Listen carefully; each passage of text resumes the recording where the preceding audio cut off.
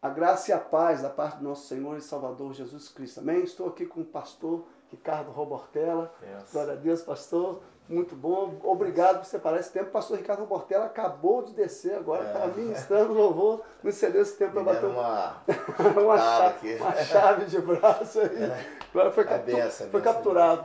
Glória a Deus. É benção poder estar compartilhando com vocês. É benção estar aqui no seu programa e, mais do que nunca, compartilhar o amor de Deus. Glória a Deus. Ricardo, você nasceu lá evangélico?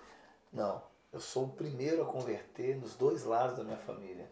A parte do meu pai, nós somos todos italianos, tudo católico, assim, até o último fio de cabelo.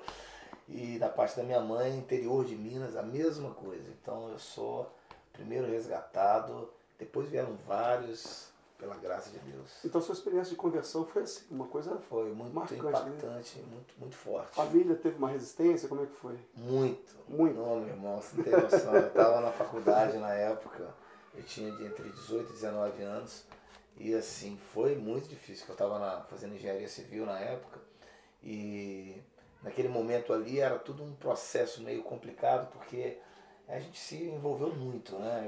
Um grupo de jovens, era igreja manhã, tarde e noite, era aí pelas ruas de Belo Horizonte. Eu nasci no meio de um movimento muito missionário em BH, né? E, pra você ter uma ideia, tinham 4 cultos na igreja, 3 eram nas ruas, só tinha um na igreja, tudo era na rua. O mistério já era grande naquela época, né? Então, assim, foi muito difícil porque os meus pais, meu pai já era falecido, mas a minha mãe, naquela época, ela não entendeu, achou que a gente estava numa seita, achou que a coisa era meia demais, fanatismo demais, mas pela graça de Deus hoje, muitos se converteram, mas todos reconhecem a mão de Deus na minha vida. Glória a Deus. Você é formado em engenharia civil, você chegou a exercer a profissão? Esse é um longo processo na minha vida. Sim, eu exerci, eu formei, na verdade eu tranquei matrícula, fui morar nos Estados Unidos uma época, fui fazer missões, escolas bíblicas. Quando eu voltei para o Brasil, eu achei que eu ia para o ministério e Deus mandou eu voltar para a faculdade. Oh Deus, eu não entendi. Deus falou comigo que era a continuação do seminário que eu estava fazendo, né, os processos que Deus estava fazendo na minha vida. E aí quando eu terminei, de novo, eu achei que estava no momento, Deus falou, continua. Aí eu voltei para os Estados Unidos, mas aí eu voltei para o Brasil. E nesse processo todo eu abri uma empresa, porque Deus falou comigo assim, olha, você quer muito ir para a obra, mas enquanto você não tiver nada para me ofertar, a sua oferta não é válida. Então, isso é profundo. Deus falou comigo, se você quiser largar uma faculdade pela metade, é uma oferta manca para mim. Entrega algo completo. Aí eu terminei a faculdade, achei que a oferta já estava boa demais. Deus falou, não. Você tem que aprender a realmente ofertar o sacrifício, entender a palavra sacrifício.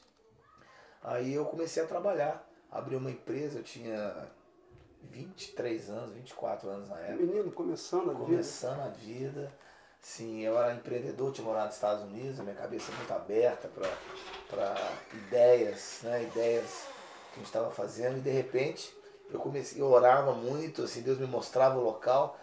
E eu comprávamos o lote, fazíamos prédios pequenos e talvez no final maiores.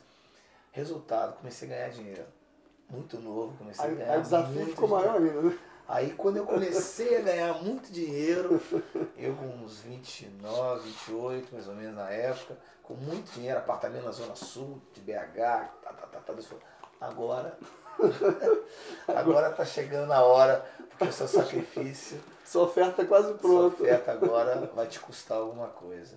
Aí eu ofertei ao Senhor. Você abandonou? Na verdade, eu entendi que o meu lugar era... Eu amo engenharia, eu gosto. O pior é que eu gosto. Eu gosto de mexer com projeto, arquitetura, porque eu era um engenheiro meio arquiteto, fazia as duas coisas. Apesar de ser formado só em engenharia civil. Mas gosta de... Não, eu mexia com projetos. Eu executava projeto, criava, faz parte do meu lado, vamos supor, de criação, que eu também uso para compor, né? Meu lado meu de inspiração. Então eu também fazia muito isso em termos de projeto. Então eu fazia casas, apartamentos, ambiente, projetos, tudo era parte. E também executava, né? Mas quando eu estava gostando, e estava ganhando dinheiro, Deus falou, agora me entrega. Aí Deus mandou eu largar tudo, e foi um processo assim, onde me custou muita coisa, eu estava noivo na época. E mais uma vez a família deve ter pensado, agora enlouqueceu de vez. Agora, na conversão já foi uma coisa. Imagina um momento Largando a empresa porque eu era muito novo e estava muito bem financeiramente, entendeu? Então assim, bem, e que eu estou dizendo, com uma carreira toda pela frente, né? E de repente eu entendi e larguei. Ninguém entendeu nada. Né? Fala a verdade, nem a igreja entendeu. Nem as pessoas realmente entenderam. E na verdade não é para entender. Tem algumas coisas que são entre você e Deus, né? São pedidos, são momentos entre você e Deus que não é para se explicar, não tem explicação. Não dá para entender. Não dá dá para para entender realmente. E Deus me colocou assim, alguns anos depois, assim, no meio de pessoas que foram meus pais espirituais, que me respaldaram. Porque a minha primeira ideia foi assim, eu vou embora para a América. Porque eu fui criado lá, né? Fui criado, apesar de estar aqui, mas como eu ia todos os anos, morei lá, no total quase 2 anos direto, assim, com alguns intervalos, é claro. Mas eu tinha muitos contatos. Ministerialmente, todo o meu contexto era lá, não era aqui, né? Minha influência era lá, minha inspiração era lá, as coisas que eu fazia eram todos lá. Então eu pensei, puxa, então meu ministério é por lá, não é por aqui. Mas Deus falou comigo, não, que a minha base era o Brasil, que eu ia muito para as nações, mas que Deus ia fazer algo novo através do Brasil. Foi nessa época que eu conheci o Dan Duque. Que na época ele cantava com o David cantava com ele, desculpa, né? O David era tradutor dele, isso foi em 1997, 98, mais ou menos. Aí nessa época, Deus falou, larga tudo, estamos aí. E aí eu comecei a ser tradutor do Dan, né? Como eu falava bem inglês e tinha esse contato, fui convidado para ajudar o David naquele contexto todo ali. Ele só cantava, ministrava louvor e eu traduzia o Dan. E eu comecei a caminhar junto com ele. E a unção começou a pegar e Deus começou a me despertar. E como eu já tinha um chamado muito forte para as nações, Deus uniu a unção com o despertamento missionário. Então você está na segunda pergunta. Essa foi uma bomba espiritual, assim, digamos, né? Nessa época, foi a época, inclusive, que começou essa explosão da adoração no Brasil. Foi mais ou menos... Foi em 98, 99. 98 que veio de Minas, inclusive, né? Veio essa geração. Na verdade, eu estava ali. Né? Deus me separou. O foco. Deus me separou nesse contexto todo. Deus me separou exatamente naquele momento. Por isso que eu acredito, assim, que existem alguns momentos na nossa vida que são únicos. São como aqueles portais que se abrem nas nossas vidas que, se você não entrar, se você tiver medo, você não possui a terra prometida. Né? Deus pode te abençoar, você vai ser um bom ministro, né? Uma boa carreira, uma boa vida, mas o plus de Deus, né? O mais de Deus, a unção de Deus, ela não vem, porque tem que ter um sacrifício, tem que te custar alguma coisa. E me custou muito. Me custou muita coisa. Não foi só questão de eu ter uma experiência muito forte nessa época, posso contar? Pode contar, pode quebrar toda a sequência aqui, não tem problema, fica à vontade. Estou acostumado, sabe como é que é? Tem que ser mais... tem uma experiência que exatamente na época que eu estava indo largar tudo, foi um momento assim, em 1996, nesse processo todo, Deus falou, larga tudo e vem para mim. E eu tinha um sócio, né, na engenharia, tinha uma empresa, era minha.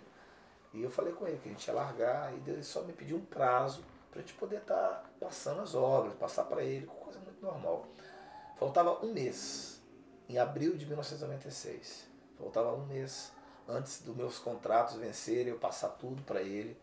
Né, e eu não sabia o que eu ia fazer. Não tinha noção nenhuma. Eu só estava obedecendo aquilo que eu sentia que era o meu momento em Deus. O telefone celular toca, eu vou correndo para uma das obras e pela primeira vez em toda a minha história ali de engenheiro, um mestre de obra cai do 5º andar e morre dentro da nossa obra. E eu fiquei desesperado, porque eu comecei a perguntar, Deus, eu não estou entendendo. Eu estou largando tudo. Eu não sei para onde eu vou. A minha noiva tinha me largado, assim, na verdade tinha brigado porque ela achava que eu era engenheiro.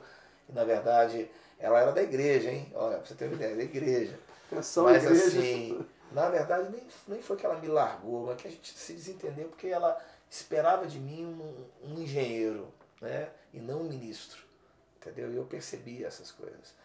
E na verdade foi isso que aconteceu. Aí no meio dessa confusão toda, um processo na justiça, até a gente provar que foi, na verdade não foi erro nosso,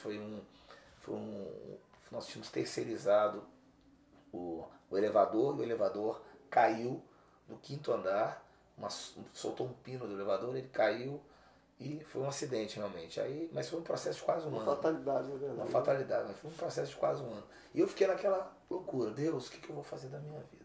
O que eu vou fazer? Resultado, eu estava ali, todo mundo me falando, espera mais um tempo, né? Racionalmente dizendo. Você não está financeiramente preparado para estar no ministério. Qual igreja que vai sustentar você? Como é que você vai viver? Entendeu? Como é que serão, né? Perguntas que são feitas no início de todo E ministério. eu entrei no meu apartamento, que eu estava pronto para me preparar para casar, um apartamento montadinho ali. E de repente ali, meu irmão, todo mundo falando, abandona, larga essa ideia. E Deus falou, continua, continua. E eu tinha todas as razões plausíveis do mundo para continuar trabalhando, secularmente dizendo, e deixar um pouco mais para frente essa ideia. Isso é o ministério começar, digamos assim, começar a fluir. Foi aí Deus falou comigo exatamente isso. Que enquanto eu não aprendesse a depender dele e não me custasse alguma coisa, eu não saberia o preço da unção. Aí tudo que eu tinha planejado caiu por terra.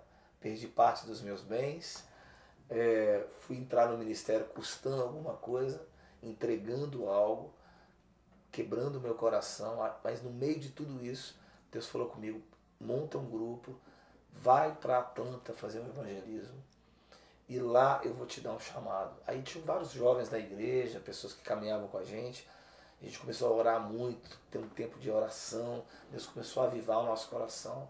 Falei, então tá bom. Eu peguei tudo que eu tinha, vendi meu carro, comecei a andar a pé, você sabia o que fazer. Grande esse mistério, Ricardo. E eu tinha, e olha que eu saí de um padrão de vida, né, altíssimo na época. Eu era solteiro, né, dono de uma empresa e viajava para a Europa todo ano, assim, 2 vezes, pelo menos para fora do país, 2, 3 vezes. Trabalhando, Deus falou, vende tudo, foi andar a pé para obedecer o meu chamado. Aí eu fui parar em Atlanta, levando esses jovens, né, na época, né, todo mundo ali unido. E ali no meio das ruas de Atlanta veio um avivamento sobre nós. Uma presença de Deus, uma glória de Deus tão profunda. A gente assim, Deus falava com a gente em momentos de oração e ali as coisas aconteciam nas ruas. Deus mostrava pra gente assim, as coisas que iam acontecer, né? Vou te contar uma experiência missionária, né? Deus mostrava pra gente assim, por exemplo, em intercessão, ora pelos iranianos. Uma irmã teve um sonho com os iranianos, com uma camisa Irã. E naquela época houve um atentado terrorista, não sei se você se lembra, em Atlanta, numa praça principal teve um atentado terrorista. E nós estávamos a 2 quarteirões de lá. E aí à noite essa irmã teve esse sonho, nós fomos orar de manhã, e ali no meio de tudo aquilo, nós começamos a interceder pelo Irã. Quando nós fomos para as ruas, Deus falou, vai até o lugar do atentado. Quando nós chegamos no lugar do atentado, nós começamos a adorar, profetizar nas ruas, clamar. A glória de Deus invadiu aquele lugar. Pessoas começaram a ser tocadas. Vários canais de televisão do mundo todo foram. Nós tínhamos quase 5 redes de televisão do mundo inteiro olhando pra gente, filmando o que era aquilo, registrando o que estava acontecendo ali. Uma das irmãs da nossa equipe levantou uma flor assim, em sinal de paz, profetizando um tempo de paz. Ela foi capa do USA Today, dos maiores jornais de circulação dos Estados Unidos. Aí quando eu achei que tudo tinha acabado, nós estávamos ali cheios da glória de Deus, da presença, chegam 4 iranianos. Aí quando eu me aproximei deles, eles me perguntaram o que estava acontecendo lá, e eu me lembrei do sonho da irmã, dos iranianos. Aí Deus falou comigo assim, fala com eles, que nós só estávamos aqui esperando por eles. Quando eu falei, a glória de Deus tomou eles, 3 converteram na hora, muçulmanos. foram cheios da glória de Deus e começaram a chorar, entregaram a vida deles para Jesus. Nós temos assim muitos. Aí nós voltamos assim loucos por Jesus. Loucos. Deus é a razão da minha vida. E com a convicção de que valeu a pena ter abandonado. Aí pra mim, assim, a gente tinha até esquecido o sacrifício. Nem lembrava mais do sacrifício. Agora era só glória, era só presença. Aí Aleluia. começou o ministério. Eu falo que o clamor começou em Atlanta. Começou ali. Com essa experiência real com Deus. Experiência real. Aí foram várias experiências, assim. Teve uma experiência que aconteceu comigo logo depois. Assim, Deus nos tomando em 98, a gente levou uma outra equipe para a França, né? Acho que você tinha que me perguntar isso, né? Não, mas pode ficar à vontade, pode. Posso ir embora? Pode ir embora, fica à vontade. Porque a gente está acostumado com TV, a gente vai embora. 2 anos depois, teve a Copa do Mundo, a gente já estava vivendo o ministério, né? De 96 a 98 foi quando eu conheci o Dan. Nesse processo todo, da gente estar junto, da gente estar no início do ministério, Deus começou a fazer uma adoração em Belo Horizonte. Aí eu achei que eu ia voltar para a América. Deus falou, não, eu vou fazer algo do Brasil para as nações. A gente sempre achando alguma coisa, né, Ricardo? A gente sempre acha alguma coisa, Deus faz diferente. A gente pensa que Deus vai fazer algo da nossa cabeça. Deus falou assim, meus sonhos são muito maiores do que os seus. Meus projetos são muito maiores. Deus me deu um versículo em Abacuque, capítulo 1, versículo 5. Vede, olhai e maravilhai-vos, porque eu realizarei uma obra na tua vida que se eu te contar agora você não vai acreditar. Então eu não vou te contar. Eu não vou te contar. Eu só me obedeça que eu vou fazer a obra. Aí eu voltei para o Brasil doido, né? E com um grupo de pessoas, com pessoas sendo tocadas. Deus, não é para eu ir para a América, não é para eu ir para lugar, não é para eu ficar. E para começar a construir algo desde daqui. Passaram-se alguns meses e eu conheci o Dan, né? Voltando àquela história, eu conheci o Dan e também eu me conectei na área da música, eu me conectei com o movimento de adoração que nasceu em Belo Horizonte. Você já era músico, né? Você já tocava um instrumento? Eu sou filho de... Na verdade, meu instrumento principal é piano, né? Você estudou piano? Piano clássico. Né?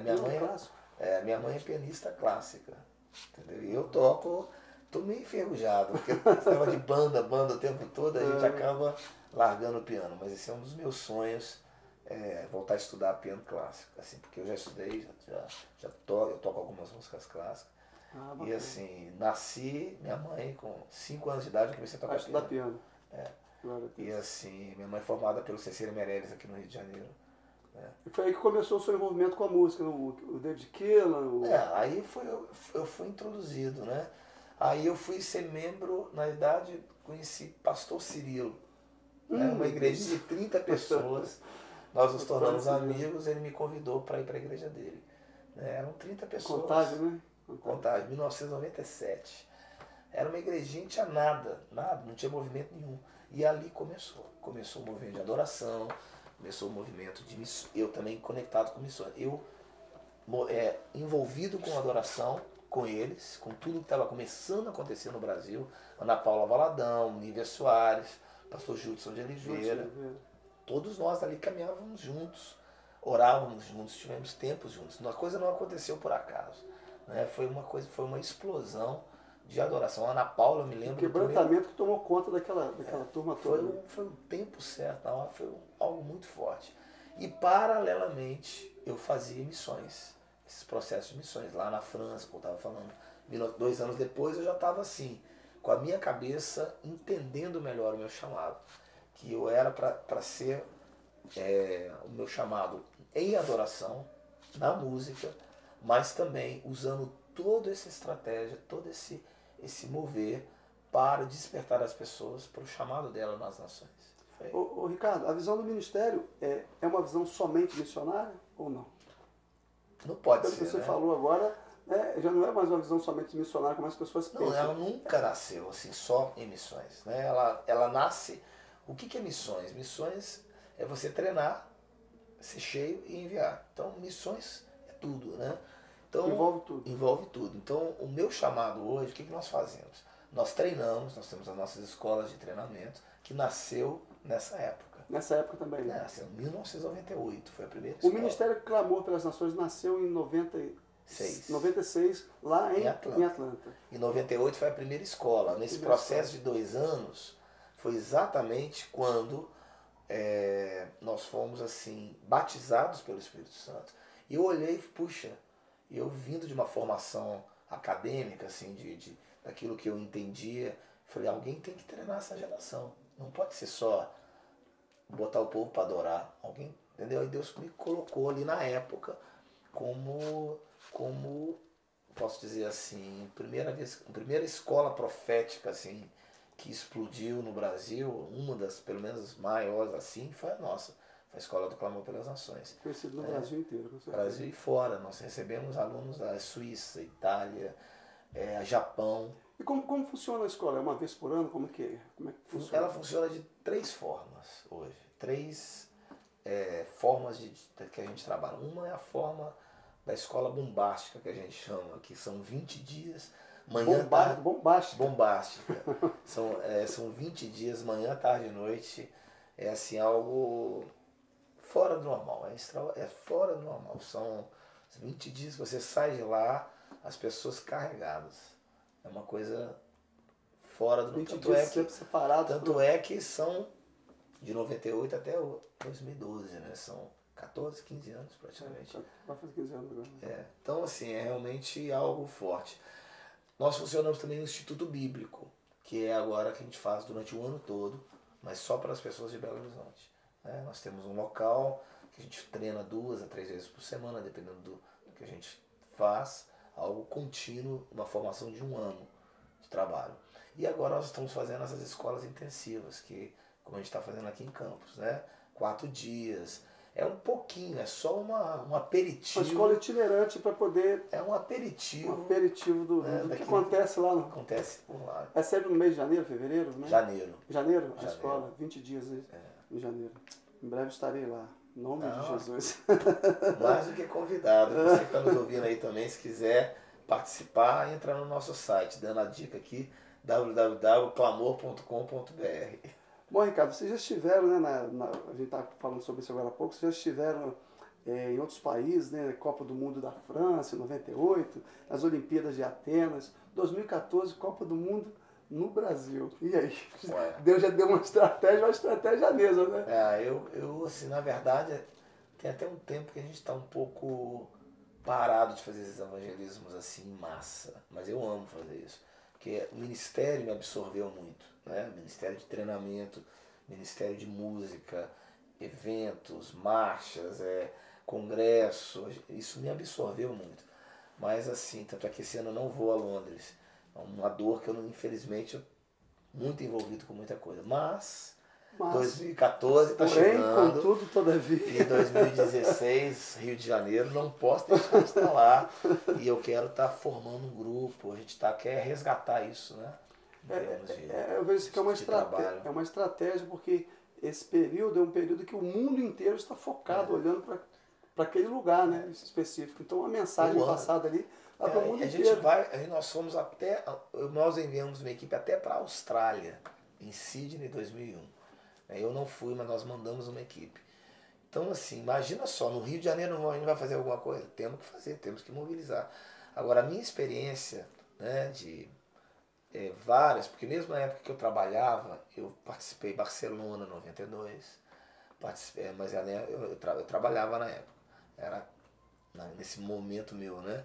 Barcelona 92, Atlanta 96, 98 a Copa do Mundo, Atenas 2004, 2001 nós mandamos, né, uma equipe para lá. A minha experiência que eu tenho é que as pessoas, provavelmente vai acontecer isso aqui no Brasil também. Eu vi muita coisa. As pessoas ficam muito ávidas de fazer muita coisa, entendeu? De tentar. E as pessoas, na verdade, que vão estar passando, a cabeça delas não está nisso, entendeu? Então nós precisamos ser muito mais proféticos nesses momentos. O que eu digo proféticos é assim, ouvir mais a Deus. Para o resultado que nós tivemos nas ruas, em todos esses nossos eventos. Eu vou contar uma grande experiência que nós tivemos na França, tá? Que mudou a minha forma de pensar. Mudou radicalmente.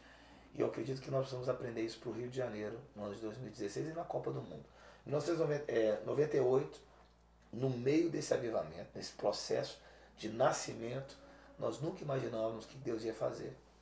Deus manda a gente ir para França, 98. Nós chegamos lá com esse coração que a maioria do povo aqui no Brasil vai estar. Vamos pra rua, vamos fazer drama, vamos distribuir folhetinhos. Os projetos são muitos, né? Vamos distribuir água no meio dos estádios. Você vai ver muito de coisa. Muitas estratégias. Estratégias. Né? E aí eu fui com essa aí. Né? Mas para mim, talvez não seja o seu caso, mas para mim, eu acredito que todas as coisas são válidas. Estou dizendo, no nosso ministério é como nós vamos atuar. Quando nós chegamos lá, tentamos fazer tudo isso. Nada deu certo. Nada deu certo. Chegamos lá, primeira semana, nada. Nós estávamos na rua principal de Paris, no Champs-Élysées, com 40 pessoas, não parava nem cachorro para olhar para a gente. Nada estava acontecendo. Nada acontecia, nada.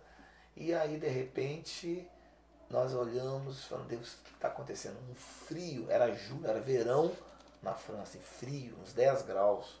Eu falei, Deus, tem uma coisa espiritual aqui. Deus falou, o mundo todo está olhando para a França. Mas a França está coberta por uma nuvem de depressão, uma potestade espiritual. E vocês estão oprimidos debaixo disso. Aí eu falei, então, Deus, o que o Senhor quer que eu faça? Deus falou assim, para tudo e venha até mim. Para o evangelismo. Para o evangelismo. Nós paramos o evangelismo durante 3 dias.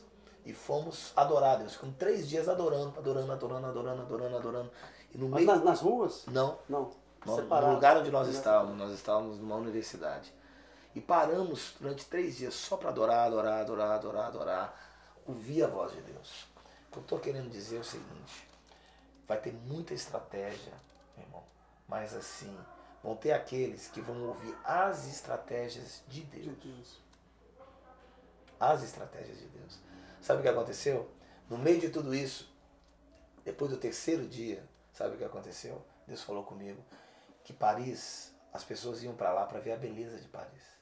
Para ver a beleza da cultura, a beleza da arte. Turismo, focado em outra coisa. Mas ninguém ia para Paris adorar a Deus. Aí eu falei, é verdade, Deus, o que o Senhor quer que a gente faça? Deus falou, separa o grupo de 40 em grupos de 12. Aliás, separa esse grupo em 12 grupos pequenos, porque Paris tem uma rua que divide em 12 ruas. E separa cada uma delas, elas não vão evangelizar, elas só vão adorar a Deus, elas não vão fazer nada, só vão adorar a Deus. E nós fizemos, Deus mandou a gente fazer essa loucura, fizemos, dividimos os grupos e começaram a adorar a Deus nas ruas. Louvando o Senhor, cantando louvores, cantando, profetizando. No final do dia, o dia seguinte, o tempo já tinha melhorado. O tempo abriu. E o mesmo lugar que a gente parava, que durante uma semana não parou ninguém, nós reunimos 300 a 400 pessoas. Meu Deus. Nas ruas. Pessoas começaram a ser cheias no meio da rua. Pessoas começaram a ser tocadas. Eram muçulmanos, eram franceses, eram indianos, eram pessoas do mundo todo, paravam para ouvir. E Deus me ensinou isso. Deus me ensinou que nem tudo aquilo que você está batendo abre. Você tem que aprender a ouvir a voz de Deus e obedecer. Porque não é por força nem por violência, mas é através do Espírito Santo que as coisas acontecem. É por isso, meu irmão, que muitas vezes o seu ministério não rompe, ou o seu trabalho evangelístico, não há nada acontece, porque a gente precisa aprender a ouvir mais a Deus, a ter intimidade com Deus. E Deus não quer que você fique correndo atrás de muita coisa, não. Deus quer que você aprenda a ouvir a Deus. Eu creio que o que vai acontecer aqui no Rio de Janeiro vai ser isso. Vai ser um mundo de gente correndo para lá e para cá, sabe? Mas eu quero preparar uma equipe que aprenda a ouvir a Deus. Porque aí, o pouco que a gente for fazer, reflete o muito. Glória a Deus. Você está dizendo então o seguinte, existem muitas estratégias. Muitos movimentos. Mas precisa descobrir qual é a estratégia que Deus quer que você use. Exatamente. Seria isso.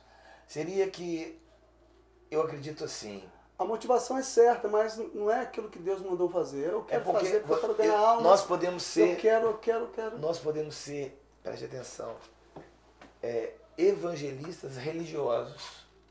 Podemos nos tornar pessoas que mecanicamente vão para as ruas, mas não tem o coração de Deus, não tem compaixão, não tem a voz de Deus, não tem o ouvido de Deus, não consegue entender o que Deus está falando para as pessoas. Aí você vai por quê? Porque a igreja está mandando, porque tem a obrigação de evangelizar, porque quer obedecer o chamado, né, ir por todas as nações, quer ajudar, quer ver o Rio de Janeiro sendo transformado. Isso é bênção. Eu acho que a motivação até pode ser correta, Porém, contudo, entretanto, eu creio que nós temos poucos resultados práticos. O resultado que nós tivemos foi tão fantástico que assim, nós nos conectamos com uma igreja local. No final a igreja estava cheia. Esse de 300, 400 pessoas reunidas na França, que você falou, né?